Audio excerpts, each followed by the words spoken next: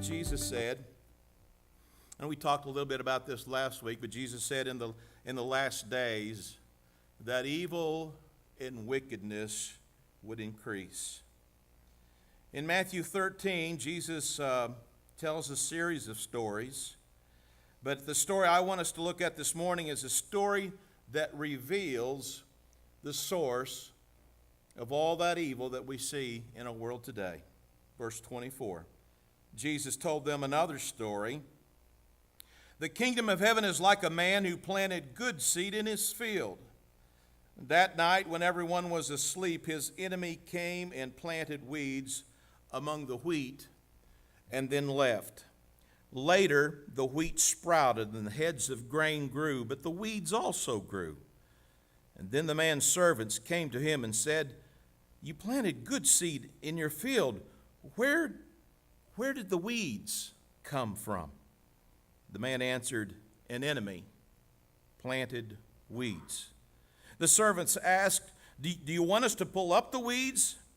The man answered, "No, because when you pull up the weeds, you might also pull up the wheat.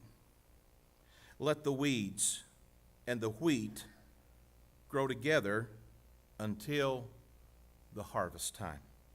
At harvest, I will tell the workers, first gather the weeds and tie them together to be burned, and then gather the wheat and bring it to my barn." 3 lessons that we learn from this story today. First of all, there is an enemy. There is an enemy. You and I have an enemy. Verse 25, that night when everyone was asleep, his enemy came and planted weeds among the wheat. Now, you can ignore the devil, you can exaggerate the devil, but what does Jesus say? What's the Bible say about the devil? Well, the origin of Satan is found, strangely enough, in the last book of the Bible, in the book of Revelation. Now, in Genesis, the first book of the Bible, he's just there. He's just present. But in the last book of the Bible, John the Revelator gives us sort of the panoramic view from beginning to end. I put this in your sermon outline, I believe. Revelation 12. This is the origin of Satan. Then war broke out in heaven. Michael and his angels fought against the dragon, and the dragon and his angels fought back.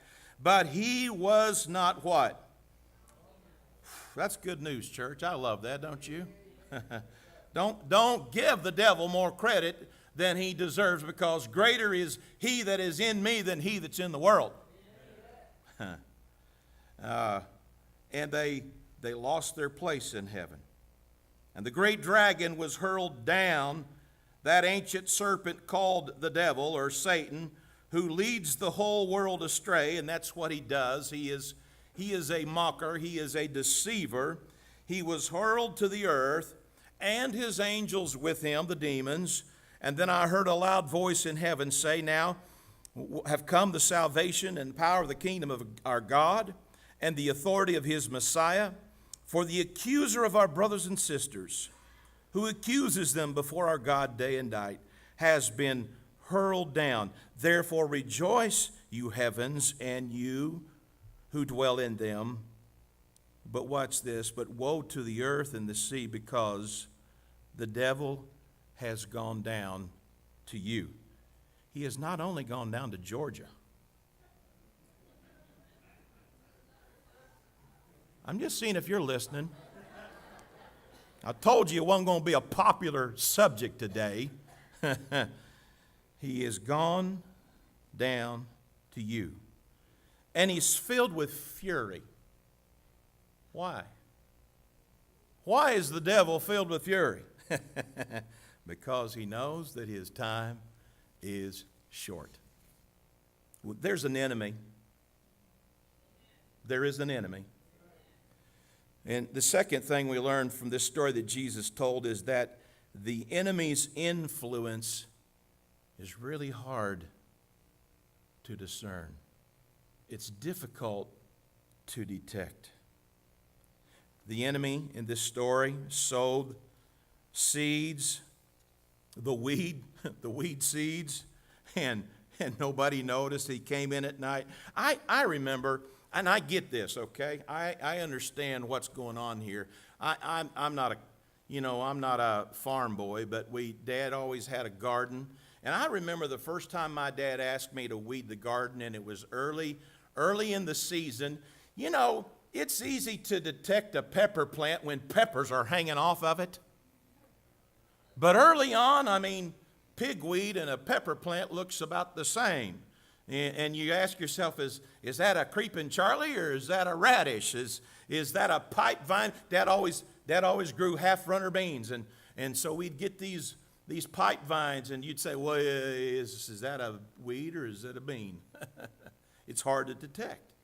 And the weed that Jesus was referring to in the story was probably a darnel. And a darnel looks an awful lot like wheat. And let me just stop right there, and I want you to hear this.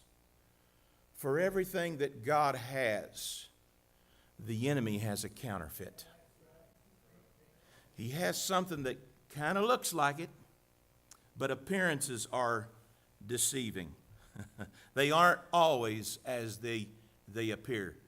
Have you ever been to Arby's? I like Arby's. I like sandwiches. Maybe you didn't notice, but have you ever been to Arby's and mistaken horsey sauce for mayonnaise? It'll have you singing, "Come on, baby, light my fire." One of these days, church, our God will eradicate all evil, and the devil will be done away with. Well, I thought you'd be happier about that, but verse 28, the servants asked, "Do you want us to pull up the weeds?" 2 Peter chapter 3. Be patient with God. One day is as good as 1,000 years. 1,000 years is a day. So, it seems like God's taking his good old time getting here, but God doesn't have a clock like your clock. God isn't late with his promise, as some measure lateness. He is restrained. Here's why. Here's why it seems like God's taking his good old time. He is restraining himself on account of you, holding back the end because he doesn't want anyone lost. That's how much God loves the world. He doesn't want anybody to perish. And so he's giving everyone space and time to change. But when the day of God's judgment does come, it will be unannounced like a thief. The sky will collapse with a thunderous bang, everything disintegrating in a huge conflagration, an inferno, a firestorm, earth and all of its works exposed to the scrutiny of judgment. So Pastor, does that mean we just all ought to sit back and on our hands and not do anything and let evil just have its good old time? Oh no. Look at verse 11. Here's what kind of people we ought to be doing. Here's our task until he comes. Since everything here today might well be gone tomorrow, do you see how essential it is to do what? To live a holy life. Daily expect the day of God, eager for its arrival. The galaxies will burn up and the elements melt down that day, but we'll hardly notice. We'll be looking the other way, ready for the promised new heavens and the promised new earth, all landscaped with righteousness. So, my dear friends, since this is what you have to look forward, here's our task. Here's what we're supposed to be doing, church. Do your very best to be found living at your best in purity and peace.